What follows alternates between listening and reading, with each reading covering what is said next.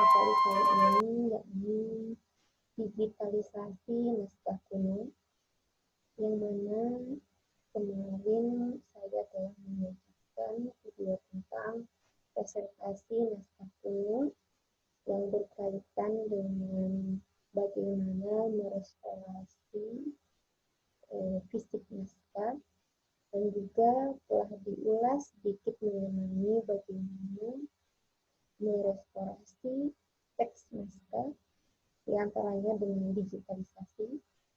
Dan pada video kali ini kita perlu untuk menambah sedikit wawasan mengenai digitalisasi naskah kuno secara lebih mendetail.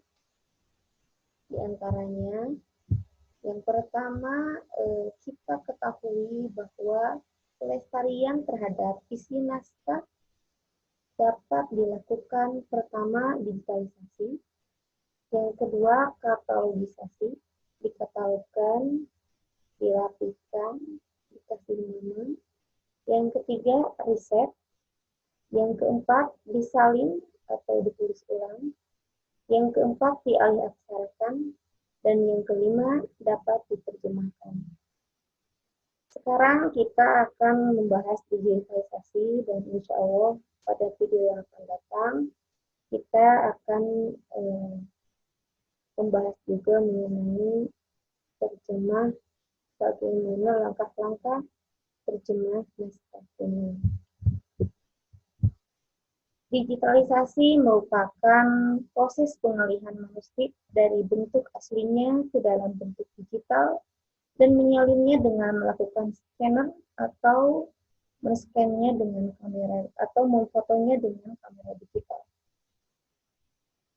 Jadi ini nanti digitalisasi ini bisa, kemarin juga dalam video yang sebelumnya kita bahas juga dengan kamera dan bisa juga dengan scanner.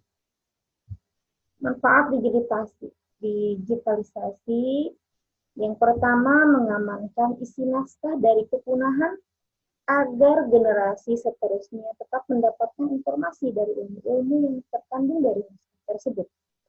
Yang kedua, mudah digandakan berkali-kali untuk dijadikan cadangan atau backup data.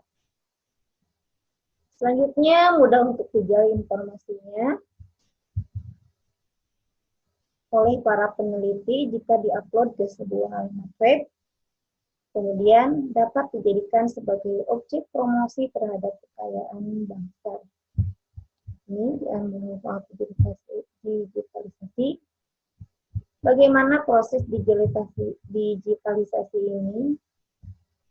Kalau dengan kamera, yang pertama sebaiknya menggunakan jenis kamera yang tipenya dapat menghasilkan gambar dalam tingkat piksel yang tinggi, sehingga jika di zoom in dapat terlihat. Kamera kemudian dihubungkan ke perangkat komputer atau laptop yang sudah diinstal perangkat lunak yang kompatibel untuk mengolah gambar yang diambil.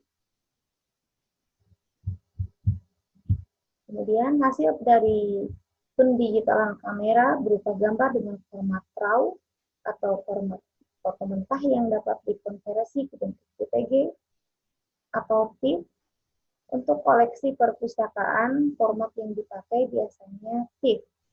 Namun untuk konsumsi awam atau untuk diupload ke dunia maya, ini menggunakan JPG yang ukurannya lebih kecil. Digitalisasi menggunakan scanner ini, format yang biasanya dihasilkan scanner adalah JPG, sama dengan menggunakan kamera, kemudian diedit dengan perangkat lunak tertentu.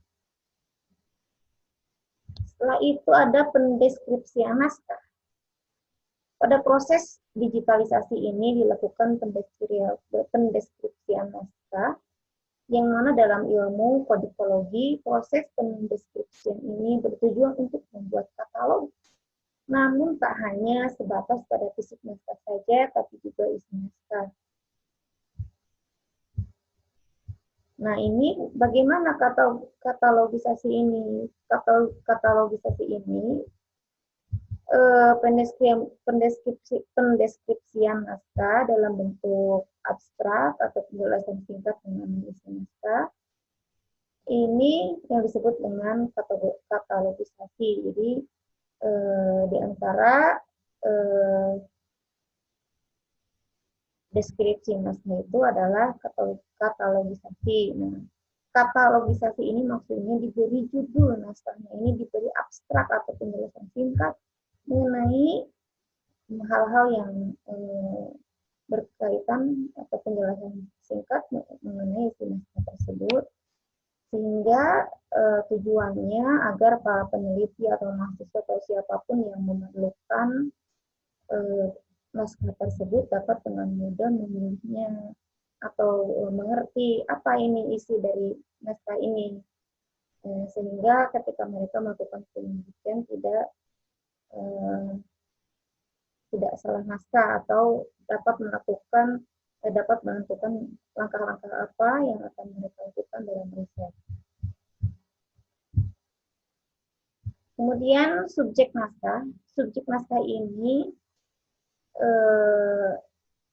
dapat memudahkan seseorang untuk menentukan naskah mana yang sesuai dengan kebutuhan risetnya. Ini seperti memberi tema gitu ya, seperti katalogisasi. Kalau katalog lebih lebar lagi, dia ada deskripsinya. Kalau subjek lebih ke temanya, ini naskah ini tentang apa, dari dikasih subjek. Jadi subjeknya ini sama dengan katalogisasi. Dengan katalog dapat memudahkan seseorang, apa itu peneliti, mahasiswa, atau orang yang berkebutuhan untuk membaca ini dapat menentukan dan dapat mengetahui dari isi naskah tersebut.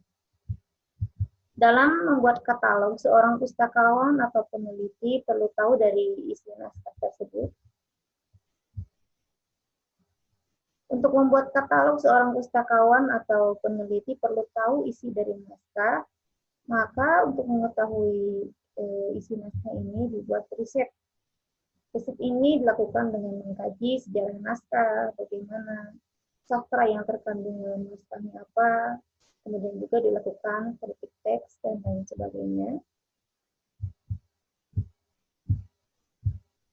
Nah, ini yang dimaksud dengan riset, merupakan studi ilmiah terhadap suatu objek, terhadap suatu subjek, khususnya dalam menemukan fakta-fakta baru atau informasi mengenai subjek tersebut. Kajian atau risetnya bisa terhadap sejarah naskahnya bagaimana, sastranya yang terkandung dalam naskah itu bagaimana, kemudian bisa juga dengan metode kritik teks. Kemudian dalam riset teks naskah ini, nama ilmunya adalah filologi. Nah, sekian sekilas mengenai digitalisasi naskah kuno. Yang tadi tahapan-tahapannya sederhana, hanya men-scan-nya atau men-fotonya, kemudian diedit dalam perangkat lunak, kemudian dibuat katalognya, dibuat subjek naskahnya, dan juga yang paling utama tentu saja untuk menghasilkan katalog dan subjek itu kita harus melakukan riset dulu terhadap isi naskah itu tersebut. Nah, begitu sekian yang saya dapat sampaikan untuk digitalisasi naskah kuno. Untuk tugasnya silakan cari satu naskah kuno yang telah direkam dalam bentuk digital, bisa kalian cari di internet, tuliskan nama naskahnya apa, dan tuliskan perekam naskah tersebut, atau dari mana Anda mendapatkan atau mengetahui adanya naskah kuno. Contohnya Anda mendapatkan manuskrip Al-Quran kuno, dari mana gitu, dari situs web mana. Kalau dari situs web itu ternyata diketahui yang mereka minta dalam bagaimana, silakan cantumkan dan kirimkan jawabannya ke WhatsApp. Wassalamualaikum warahmatullahi wabarakatuh.